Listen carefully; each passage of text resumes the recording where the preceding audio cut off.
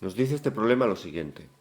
A una polea, que tiene forma de disco con masa m y radio r, le cuelgan dos masas, m1 y m2, conectadas por una cuerda inextensible.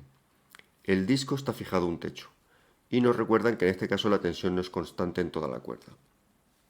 Nos hace en este recordatorio porque en muchos problemas en los que usamos cuerdas asumimos que la tensión es la misma en los dos extremos de la cuerda. Sin embargo, en un ejercicio en el cual tenemos una polea, por ejemplo, la tensión no puede ser la misma en los dos extremos de la cuerda. ¿Por qué no? Porque la polea va a girar.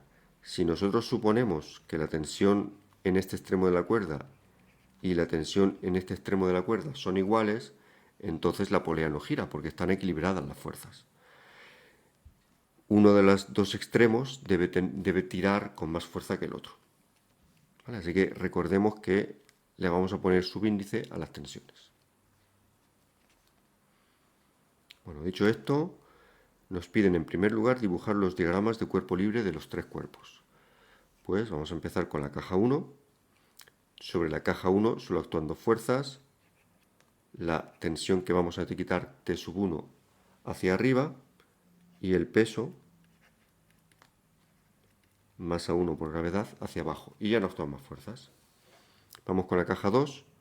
A la caja 2 le pasa lo mismo. Tenemos una tensión que vamos a etiquetar como T2 hacia arriba y un peso que será M2 por G, masa por gravedad. Y el tercer cuerpo es la polea.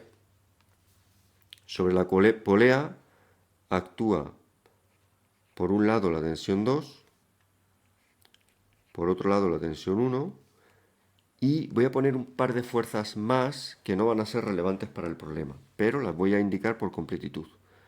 Está actuando el peso, porque esta polea tendrá un peso, y por otro lado, esta polea, ¿por qué no cae hacia abajo si todas las fuerzas apuntan hacia abajo? Pues debe de haber una fuerza hacia arriba, que le voy a llamar fuerza de anclaje o algo así, al techo, que debe de coincidir o debe de cancelarse con estas tres. Así que voy a poner aquí que coincide, aunque no va a ser relevante, pero va a tener este valor. La pongo en gris porque no preveo que las vayamos a utilizar. Pues ya está el apartado A hecho. Apartado B. En los diagramas de cuerpo libre, dibuje la aceleración que tendrán las masas 1, 2 y la aceleración tangencial del disco. Bueno, como nos dicen que la masa 2 es mayor que la masa 1, esto girará hacia la izquierda. Caerá la masa 2, subirá la masa 1, la aceleración, y el disco girará hacia la izquierda. ¿Vale? Pues ya tenemos dibujada la aceleración. C. Escriba las ecuaciones de Newton para los tres cuerpos. Recuerde que como el disco es un cuerpo sólido, yo creo que aquí sobra el cómo. Recordemos que el disco es un cuerpo sólido. Ahora vemos por qué hay que recordar o por qué es importante esta matización. ¿Vale? Pues para la masa 1, para la segunda ecuación de Newton, es que la suma de las fuerzas debe ser masa por aceleración y lo que vamos a tomar es como positivo el sentido del movimiento. Como la masa 1 se mueve hacia arriba, positivo hacia arriba, negativo hacia abajo. Pues tensión 1 menos masa 1 por gravedad es igual a la masa, que es la masa 1, por la aceleración. Cuerpo 2. Como la aceleración es hacia abajo, el cuerpo 2 se mueve hacia abajo, vamos a tomar como positivo hacia abajo y como negativo hacia arriba.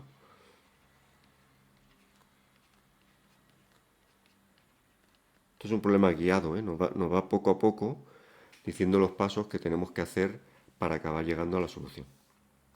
Vale, y por último vamos a ver la polea. La polea no tiene una aceleración como tal. Entonces, para la polea, lo que vamos a escribir es la versión rotacional de la segunda ley de Newton, que sería algo así.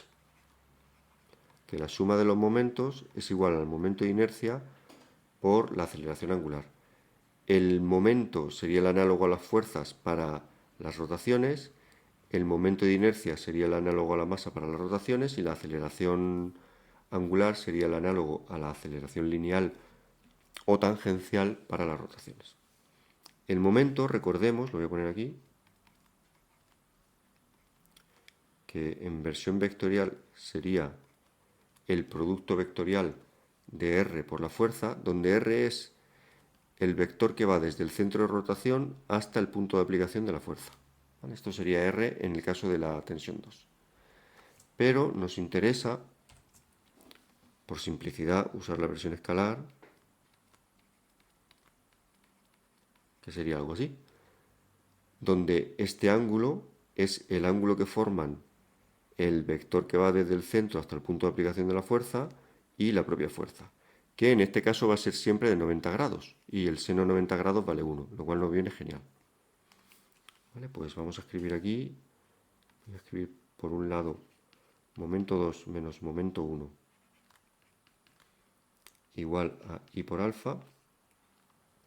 Momento 2 positivo porque es el momento que empuja en la dirección, o mejor dicho, en el sentido del movimiento. Momento 1 negativo porque es el que empuja o tira en sentido contrario al movimiento. Vale, momento 2 es radio de la polea por la tensión 2 y momento 1 es radio de la polea por tensión 1. Recordemos, no estoy poniendo por el seno de 90 grados porque vale 1. El momento de inercia de un disco es un medio de su masa por el radio al cuadrado y vamos a dejar alfa. Aquí voy a hacer una cosa y es que voy a sacar factor común, el radio de la polea,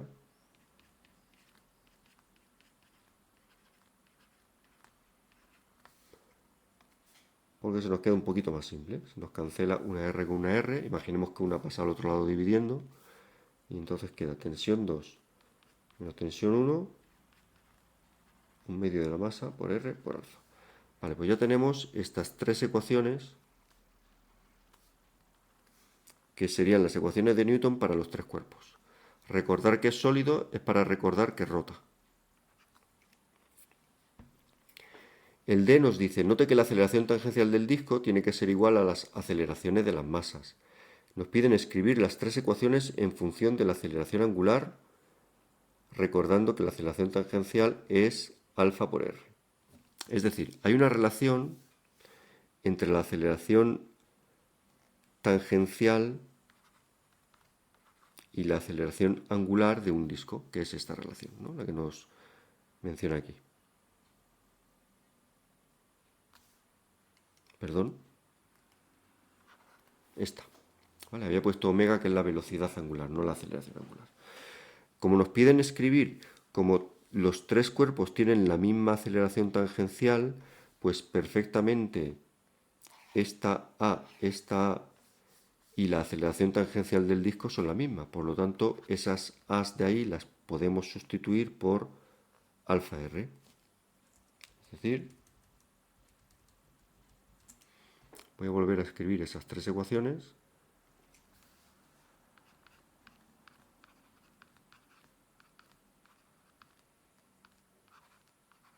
Sustituyendo A por alfa R.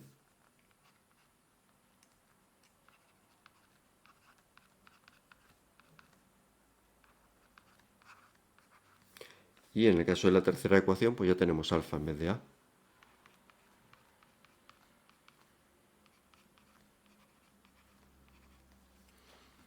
Pues hecho. Encuentre la aceleración angular del disco. Pues estas tres ecuaciones tienen una peculiaridad que nos va a venir muy bien, y es que si sumamos las tres se cancelan todas las tensiones.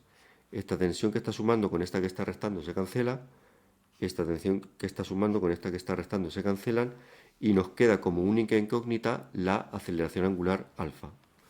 Pues sumamos.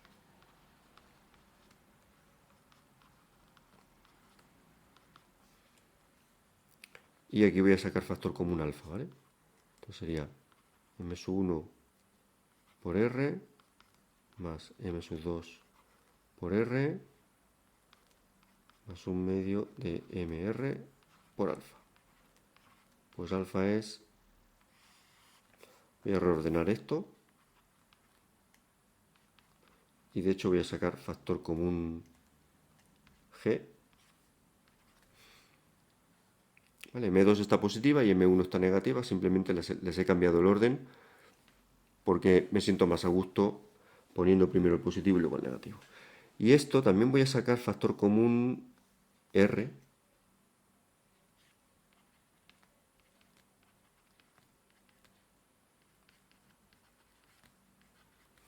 Y aquí tendríamos alfa despejado.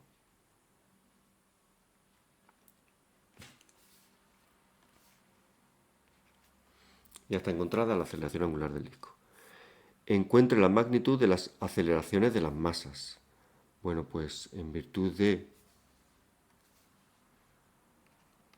que A era igual a alfa por R, pues tenemos que es igual a esta expresión por R, que es simplemente, yo la voy a copiar y pegar.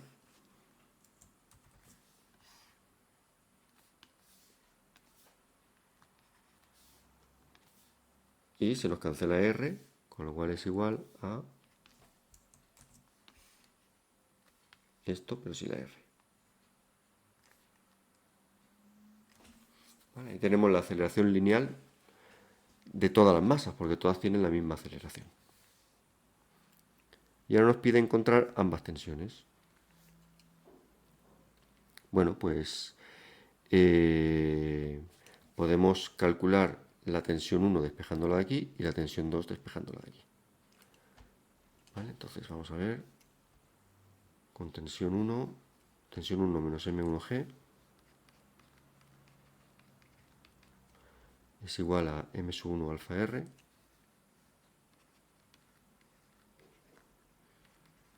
Vale, por lo tanto, tensión 1 es igual a M1 alfa R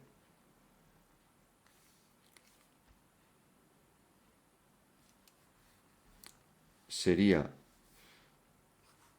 alfa R es esto, solamente hay que multiplicarlo por M1. ¿Vale? Pues entonces M2 menos M1 por G por M1 y M1 más M2 más un medio de M mayúscula y ahora más M1G.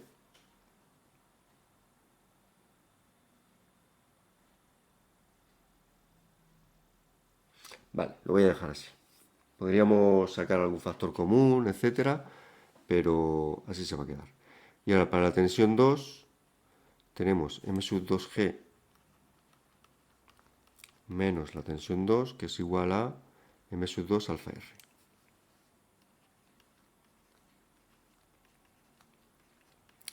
T2 será M2G menos M2 alfa R, ¿vale? Despejando la tensión 2.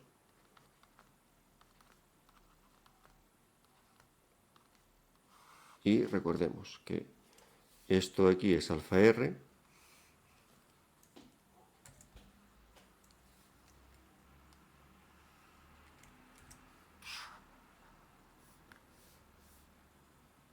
que la debemos multiplicar por masa sub 2.